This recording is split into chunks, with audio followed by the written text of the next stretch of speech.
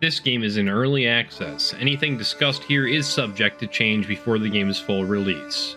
Playing Manor Lords makes you feel like you took Roller Coaster Tycoon and Age of Empires and smashed them together. It's a city builder where you get to build up a small city and go to war, just like you did in the good old Middle Ages. The game is a strategy video game early access strategy game, according to Google. I don't know why they called it a strategy game twice. Maybe there's a lot of strategy involved. Anyway, it was developed by Slavic Magic, this guy on the side. This picture is actually really high resolution. Check this out. Whee! Anyway, the story is this. You're a lordling, and you've got some territory. There's also territory around you. Obviously, it's yours, the people just don't know it yet.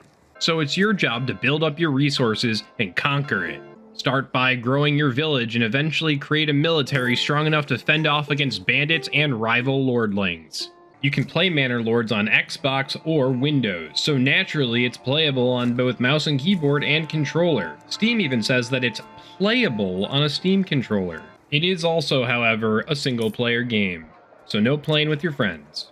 Here are the menu settings. You've got gameplay, graphics, audio, controls, and language and accessibility. Hit J on your keyboard if you want to see that again. What do you do in Manor Lords? It's a city sim. You build a city. You can build roads.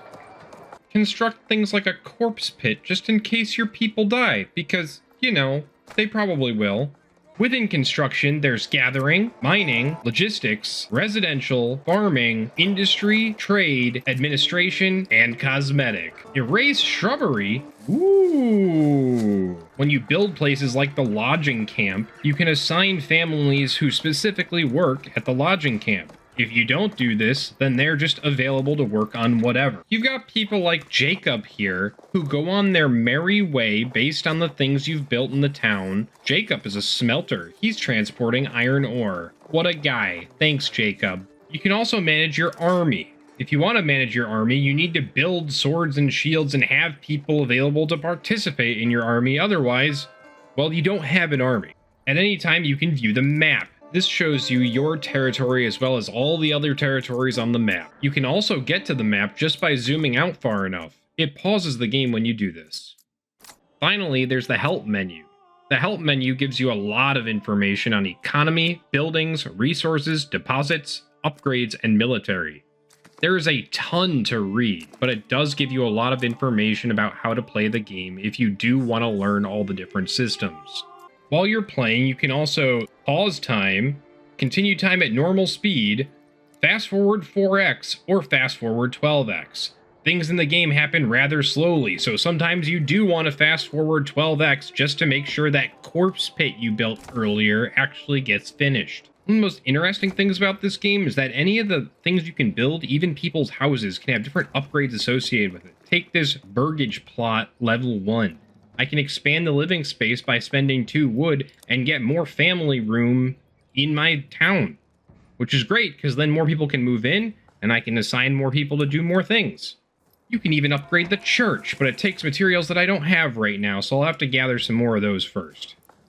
And I almost forgot the most important feature, visit mode, which lets you walk around in your town as yourself in third person. Look at me go. You also get development points, which let you specialize your town and make it better. I put a point in trapping so that hunters can get more meat, because meat is good. This was the Middle Ages. We didn't have vegans yet. Eating meat was rated E for everyone. Top bar gives you all your stats. Oh right, and there's autosave. And I know someone would mention this if I didn't show any combat, but maybe you shouldn't take 5 militia against 16 bandits. Here's a couple good and bad thoughts. As a new player to the game, one thing I didn't like was that there wasn't really a tutorial to get me to learn how to play. There were just little tutorial hints that helped me as I was going, but I largely had to learn myself. Sometimes if you zoom out too far, it might be hard to find which town you were looking at. It's over here somewhere. Oh, there it is. Sometimes the materials get taken by these other things. For example, the saw pit takes all of my logs and turns them into planks, but that means that I never have enough logs to do things with. I'm building things and people love me, but they still love the church more. You can even customize how your militia looks. I can customize each of them. That was just Lawrence, but I can also customize Lawrence. Look at this guy.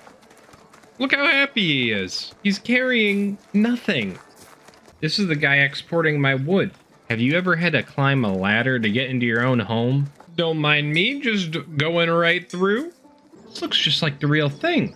Overall, despite being in early access, Manor Lords is in a really good spot for a city building sim. It can be compared to other games like City Skylines and City Skylines 2. The systems are all in the game and there's a lot to learn. The developer has agreed to take community feedback over the next year or so while the game's in early access, so that could be really cool too. If you're interested in these types of games, I definitely recommend trying this one out. On our patented 0 to 1 scale, I give this game a 0.62 out of 1 just because this isn't my type of game, but I think for people who do enjoy this type of game, you should definitely try it out. If you're a little lordling like I am, go ahead and drop a like on this video, comment and subscribe as well. Thank you, good night, and remember, you probably aren't changing your bed sheets enough. Do it today.